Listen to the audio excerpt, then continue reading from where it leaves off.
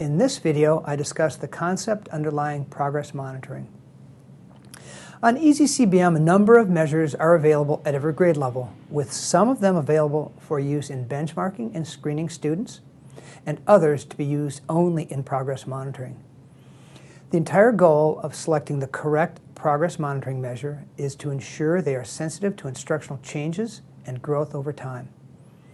One of the key features of progress monitoring is the equivalence of forms so that change over time in student performance can be documented and interpretations not threatened by the use of easier or more difficult forms.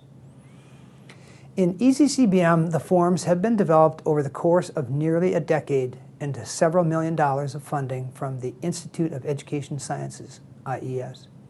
These measures have also been rigorously field tested and scaled using sophisticated psychometric scaling. Finally, they have been grade banded to reflect the same constellation of skills as are provided in the screening and benchmarking forms. Nevertheless, they are designed for use at any grade level or skill that the teacher has focused the curriculum and instruction. In this unit, we focus on critical concepts for effective progress monitoring.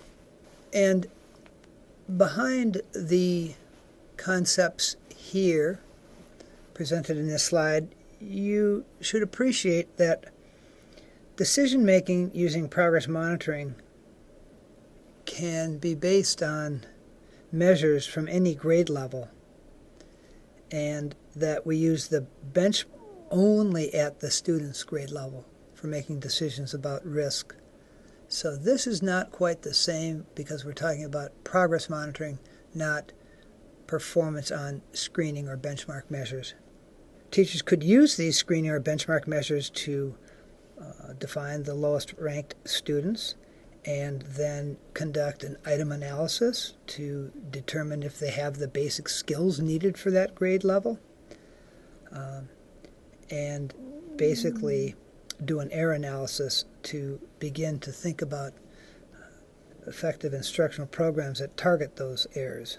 So after analyzing the benchmark measures, though, teachers want to think about administering progress measures for those who are most at risk.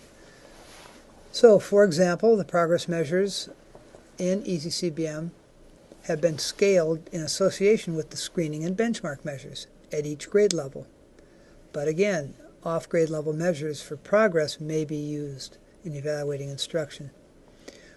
We have many alternate forms in our progress monitoring system, and generally we built enough forms for frequent measurement to show change at a likely rate that is about to occur.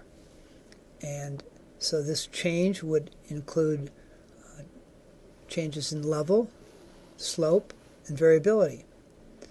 And we'll have anywhere from 13 to 17 measures at a grade level, and that would be sufficient certainly for monthly progress monitoring. But realize that these general outcome measures, change is important for within-year growth, and this change should be targeted in the curriculum and in instructional goals. Basically, items can be analyzed from the screening measures, correct and incorrect, consider the curriculum being covered, compare the percentile rank in all the measures used for determining risks, to determine if there's maybe one measure that they're low or one measure that they're not low, and finally select a progress measure with potential for growth. An important misconception is that teachers have to have on-grade measures, and that isn't the case. In fact, off-grade measures may be better when students' skills are very low, and the percentile ranks used to define how low these students are from the grade level measures. You might use off-grade measures for progress, but then you can't use the percentile ranks of those measures. And so teachers should consider the skill set being taught throughout the year, as well as their item analysis, as well as the percentile ranks on the benchmark screening measures. And in either case, the grade level screening and benchmarking measures can still be used for triannual evaluations even though off-grade measures are used for students. A couple of caveats on progress monitoring.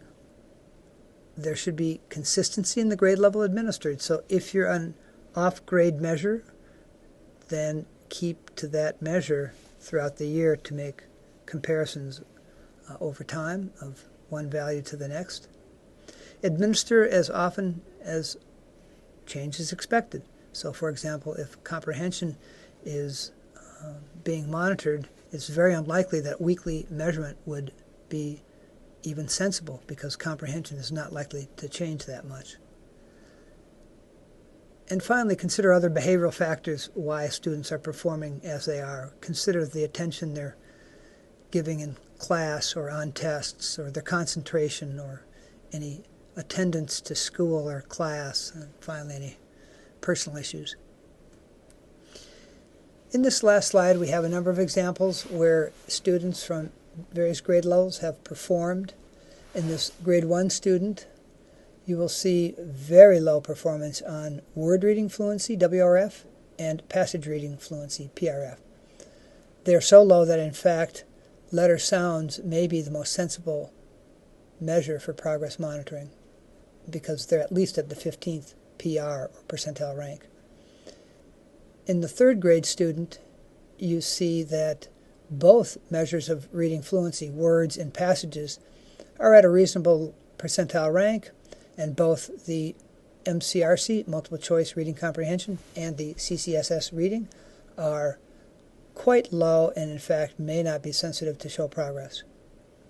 In grade 5, you'll see that passage reading fluency is quite proficient, 35 percentile rank on the grade level measures, but in fact that might be too high for monitoring in progress, and indeed the CCSS reading might be the chosen measure, not only because of the percentile rank, but also because of the nature of the measures.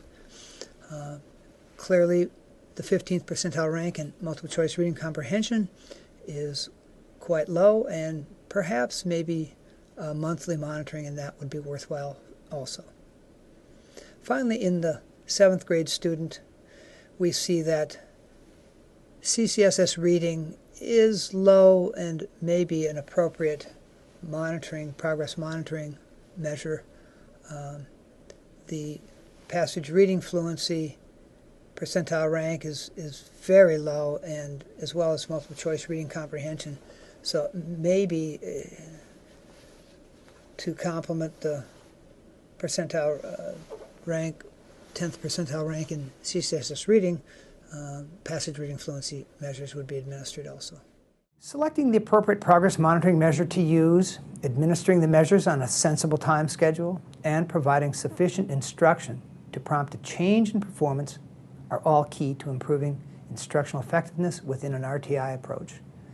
Consistent use of an appropriate assessment to measure progress, all while providing effective instruction, should provide educators with the information they need to determine whether they should continue a particular intervention or modify it.